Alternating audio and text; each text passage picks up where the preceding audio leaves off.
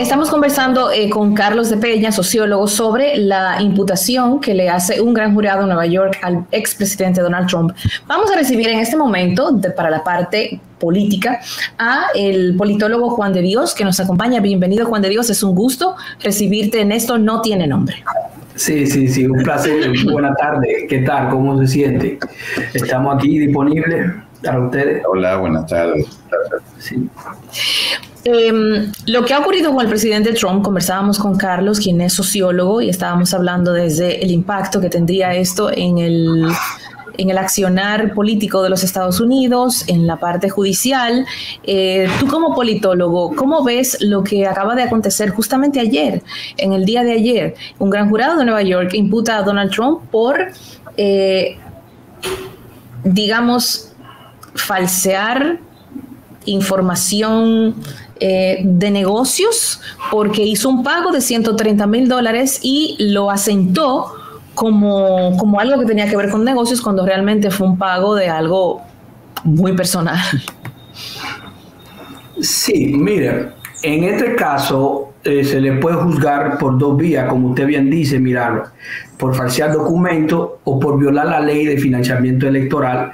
En este caso se le declara culpable porque él no lo declaró. Eso es lo que dice el fiscal Alvin Bragg, porque el abogado de Donald Trump, el señor Marco Cohen, alegó y explicó y le dijo al Ministerio Público, en este caso en los Estados Unidos, a la Fiscalía del Estado de Nueva York, que él había entregado los $130,000 a la actriz porno, que es la señora Stormy Daniels. Entonces, correcto. ¿Qué sucede? A él lo juzgaron y lo condenaron a 3 años, pero él colaboró con el Ministerio Público de ese estado. ¿Qué alega el Ministerio Público? Que Donald Trump no declaró al Ministerio Público, es decir, a la ley de financiación electoral, porque le perjudicaba en aquel entonces si lo hubiese hecho la señora. Es decir, si la señora había dicho, bueno, tuve relaciones con este señor en el 2006, a pesar de que el caso salió en el 2011, y luego se estalló cuando él era presidente, es decir, a partir del 2018. Si ella hubiese aplicado, es decir, denunciado de que había tenido relaciones con Donald Trump, en ese caso, desde la presidencia, a él se le podía hacer un juicio político. Es decir, podía aplicarse lo que llamamos la vacancia presidencial o el impeachment en el inglés, y como se aplica también en Brasil. Pero a Donald Trump le hicieron varios impeachment y no se lograron porque el Partido Republicano tenía la mayoría en el Congreso, específicamente en la Cámara del Senado. ¿Qué pasa? Con ese caso, es un caso sin precedente en la historia política norteamericana, porque por primera vez... Exacto, el primero. Uf. Correcto. Sin precedente porque por primera vez un expresidente está siendo investigado y posible imputado, será imputado a partir del martes por casos penales, es decir, por delitos graves. Ahora, usted diría, ¿se aplicará una sentencia en contra de un expresidente? O si le aplica una sentencia a un expresidente, ¿podría ser candidato? Bueno, lo que pasa es la ley estatal del Estado de Nueva York permite que se aplique la sentencia, pero además hay otra cosa, de que si se aplica la sentencia no puede salir en libertad pública bajo fianza. Es decir, el dinero de él no vale para salir fuera de la cárcel. En caso de que... Es decir, que le tocaría prisión. Correcto, le tocaría prisión, a menos que un juez en el futuro lo mande a su casa. Ahora, en el caso político, ¿cómo eso podía repercutir?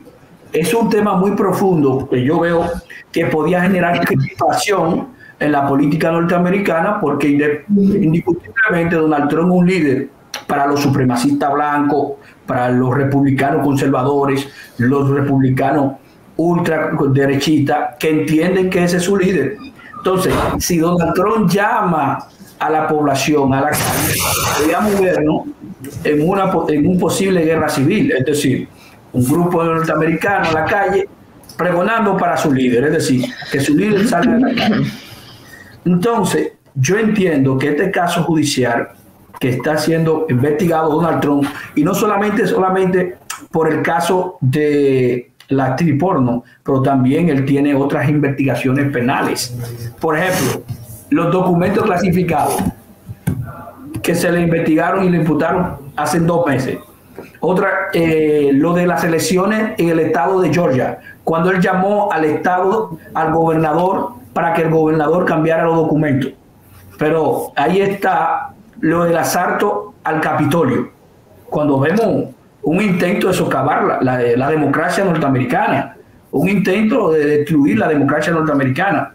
Por primera vez, el país que se independizó hace 247 años, que hubo un intento de un expresidente, de sus seguidores, de tratar de destruir lo que fue electo por el voto popular, es decir, validar las elecciones del 2020. No quiso aceptar su derrota.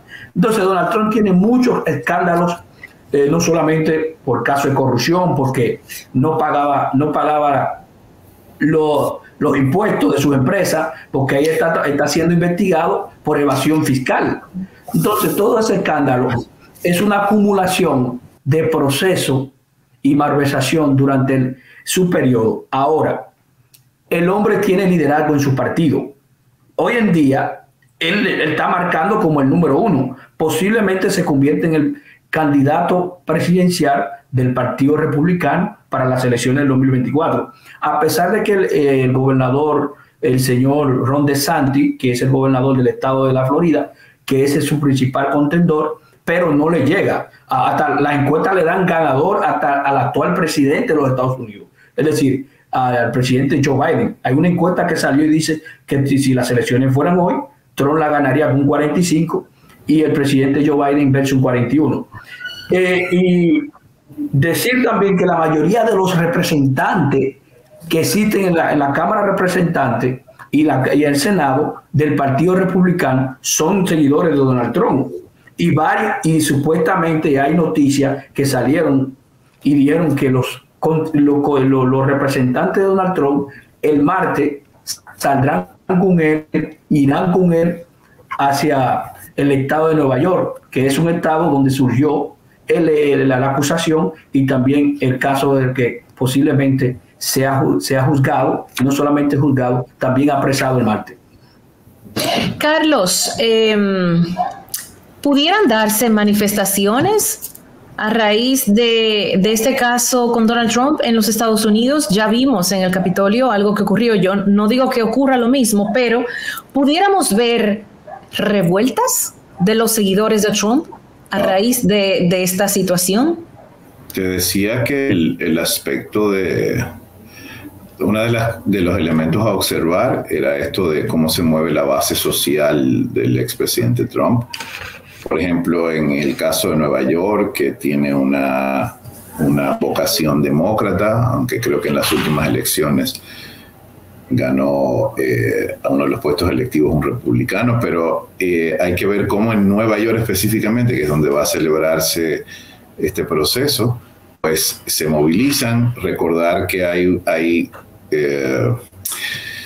autoridades policiales estatales, el ejército a nivel federal, o sea, hay contextos de órganos de represión y control del Estado que, bueno, pudieran ponerse en marcha, y además de los servicios de inteligencia, para en esta ocasión evitar, porque no es lo mismo estar en la Casa Blanca que estar en Mar del Lago, que es la residencia en Palm Beach, si mal no me equivoco, del expresidente Trump. No es lo mismo. Y ahora con el presidente Biden en la Casa Blanca no es lo mismo la capacidad de movilización. Habría que ver cómo se desata esto, pero el derecho a la protesta, a la libre manifestación, es algo garantizado constitucionalmente en Estados Unidos, e igual, o sea, desde el punto de vista de la ley, o sea, que manifestarse es algo bastante legítimo. Lo que habría que ver es si eso desemboca o no en actividades de violencia, de ruptura de cristales, de saqueo de comercios. Bueno, eso ya no me parece que llegue a extremos incontrolables, porque Estados Unidos es una sociedad exageradamente hipercontrolada por las instancias estatales, o sea, no es un estado fallido o no es un Estado sin control, aunque no es un Estado autoritario, pero los rangos de libertad llegan al tope, al límite, cuando usted pone en juego las bases, los pilares del sistema. Y eso se vio con los Black Panthers, con los movimientos de la antiguerra de Vietnam, con las organizaciones sindicales, todo muy bien hasta que tú no rompes la dinámica del sistema. Y por eso yo dudo mucho que esto trascienda más allá, reitero, de movilizaciones masivas que igual son derechos. O sea, Martin Luther King y otros grandes liderazgos de la historia de Estados Unidos han hecho manifestaciones en el propio Capitolio, o sea, en el propio contexto de Washington, inmensas, pero la vida ha continuado. La frase "the show must go on", o sea, el show debe continuar, me parece muy precisa. En Estados Unidos no van a parar la máquina, ni siquiera porque un expresidente esté en prisión o en proceso de ir a ella. No van a parar la máquina. Juan de Dios, ¿pudiera Juan de Dios a nivel político impactarse el Partido Demócrata? ¿O en Estados Unidos la población tiene claramente establecido que hay una separación de poderes?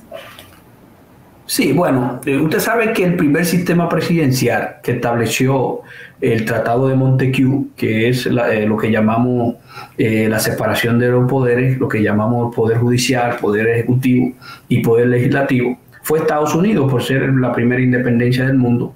Y desde ahí surgió un libro llamado La democracia en América, de Alexis de Tocqueville, que fue un gran politólogo francés, y estableció lo grande.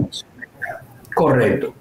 Lo grande que era Estados Unidos. Si Estados Unidos tiene algo que es bueno, es el seguimiento a los procesos judiciales. A lo largo de su existencia como república ha existido así y siempre va a ser así. Ahora, el sistema político se ha dividido en dos, entre dos principales partidos. No que no existen otros candidatos, pero se ha visto el enfrentamiento entre el Partido Republicano y el Partido Demócrata. ¿Qué decía el compañero Peña? Que Donald Trump vive en un estado que es eminentemente republicano hoy en día, que es el estado de la Florida. Se ha convertido en un estado republicano anteriormente, que era un estado swing state, lo que llamamos estado tendencista, que no se decidiera ni por el Partido Demócrata ni el Partido Republicano. Entonces, ¿qué pasa?